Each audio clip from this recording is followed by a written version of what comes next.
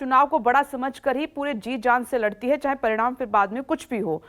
राजीव, कर्नाटक में जहां अभी तक कांग्रेस सीएम फाइनल नहीं कर पा रही है, 4 दिन हो गए हैं, माथापच्ची चल रही है, इधर बीजेपी बड़े मिशन में जुट गई है।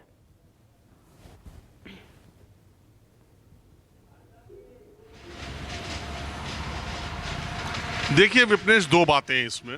कार्डर बेस्ड जो पार्टियां होती हैं, जैसे कम्युनिस्ट हैं और जैसे बीजेपी है, उसकी कार्यशैली अलग होती है। कांग्रेस जैसी पार्टियों की कार्यशैली अलग होती है। एक बात ये भी कहा जाता है कि आप कोई भी परिवार, समाज, देश या पार्टी इकबाल से चलती है।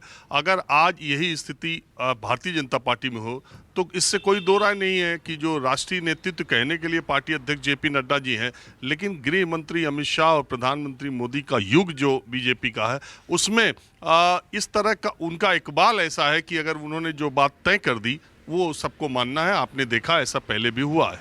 लेकिन इसको ये भी कहा जा सकता है कि एक तो तरीका ये है, इससे ये माना जाए कि दिल्ली का जो कांग्रेस का नेतृत्व है वो अपने क्षेत्रीय छत्रपों को मनाने समझाने में जुटा है या उनके दबाव को झेल रहा है। एक तो ये इसका पहलू हो सकता है। दूसरा पहलू ये हो सकता है कि लोकतांत्रिक प्रक्रिया में सबको समझाना, सबको बुझाना, सबको अपनी बात कहने का अपना अधिकार है, वो रख सकता है। तो इस प्रक्रिया में आपको निश्चित तौर पर देरी लगेगी। देखिए, आज हम जब बात कर रहे हैं तो हम डीके शिव कुमार और सिद्धारमैया की बात कर रहे हैं, लेकिन मैं बेंगलुरु की बात अगर आपको बताऊं तो वहाँ लिंगायत कम्युनिटी के नेता ने भी चिट्ठी लिख दी है कि हमारी कम्युनिटी के 34 विधायक आए हैं और इतनी ज़्यादा संख्या में लिंगायत आए हैं तो हमको भी चीफ मिनिस्टरशिप पर हमारा भी दावा बनता है।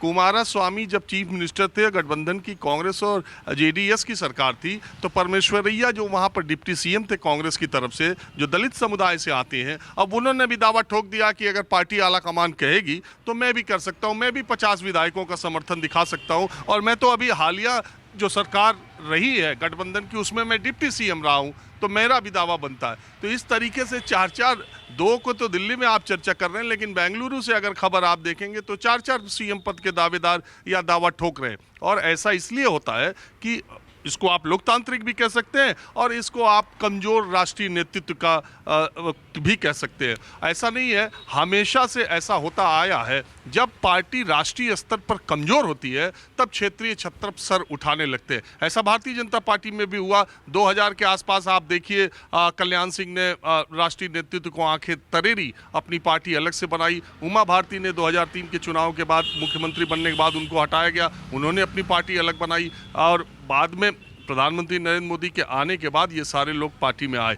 तो बात यह है कि कांग्रेस पार्टी का या तो शीर्ष नेतृत्व बहुत लोकतांत्रिक प्रक्रिया अपनाने में लगा है या वो बहुत कमज़ोर है और इन दबाव के सामने अभी ज़्यादा फैसले नहीं कर पा रहा है। सोचने समझाने का वक्त लिया जा रहा है। ये तो बात कांग्रेस पार्टी की हो गई।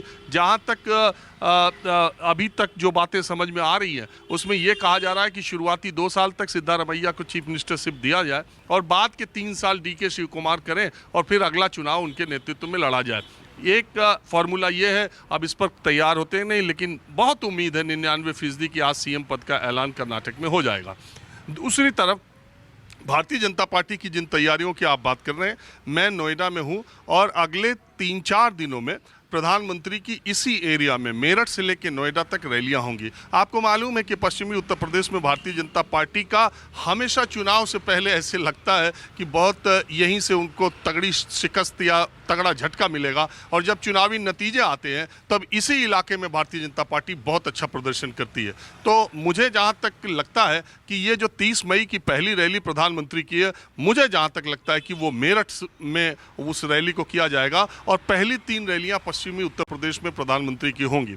जहाँ तक बीजेपी की मीटिंग और बीजेपी के सप्ताह और 9 साल का आयोजन, ये सब जितना प्रसारित किया जाता है, एक विपक्षी दलों पर मनोवैज्ञानिक दबाव भी बनाने की कोशिश की जाती है कि अभी आप कुछ तय नहीं कर पाए और हम चुनाव मोड में हैं। दूसरी बात, भारतीय जनता पार्टी और कम्युनिस्ट पार्टी, चाहे उसको सीट मिले चाहे नहीं मिले, इनके कार्यकर्ताओं का झंडा और डंडा हमेशा तैयार रहता है। ये चुनाव के लिए हमेशा तैयार रहते हैं और इसमें कोई दो राय नहीं कि बीजेपी 2024 के लिए बहुत गंभीरता से देश के अलग अलग इलाकों में, अभी आप ये जो प्रधानमंत्री शुरू कर रहे हैं, इससे बहुत पहले जेपी नड्डा और योगी आदित्यनाथ 3 महीना पहले ही गाजीपुर से मिशन 2024 की शुरुआत कर चुके थे। वो जिन जिन सीटों पर बीजेपी पिछली बार हारी थी, उन सीटों को उसने टारगेट में रखा हुआ है और वो उस तरीके से तैयारी कर रही है। देश अब 2024 के मोड में जा ही रहा है और भारतीय जनता पार्टी और पहले से ही और शुरुआती दौर से ही इसमें आगे जा रही है। एक इंटरेस्टिंग फैक्ट विपनेश ये भी बता दूं कि हाल के जो नगर निगम और नगर निकाय, नगर पंचायतों के चुनाव उत्तर प्रदेश में हुए थे, मेयर के चुनाव भले भारतीय जनता पार्टी ने 17 जीत लिए, लेकिन नगर निगम, नगर पंचायत और जो नगर पालिकाओं के चुनाव है उसमें 60% से ज़्यादा सीटें दूसरी पार्टियों ने जीती हैं और बहुत अच्छा प्रदर्शन उनने छोटी जगहों पर किया है और एक पूरी की पूरी बेल्ट है जहां समाजवादी पार्टी के लोग भी जीते हैं। मुझे जो जानकारी मिल रही है, केंद्रीय मंत्रिपरिषद में कुछ ही दिनों के बाद फेरबदल होने की संभावना है और उसके बाद नगर निकाय और नगर पालिकाओं में जिन मंत्रियों के इलाकों में जो प्रभारी मंत्री थे प्रदर्शन अच्छा नहीं रहा है, तो उत्तर प्रदेश की सरकार के मंत्रिपरिषद में भी फेरबदल होने जा रहा है। तो ये दोनों सरकारें, सेंट्रल में भी और स्टेट में भी, अपने नेताओं, अपने मंत्रियों की परफॉर्मेंस के आधार पर एक परिवर्तन करने जा रहे हैं और वो परिवर्तन 2024 के चुनाव के मद्देनजर किया जा रहा है।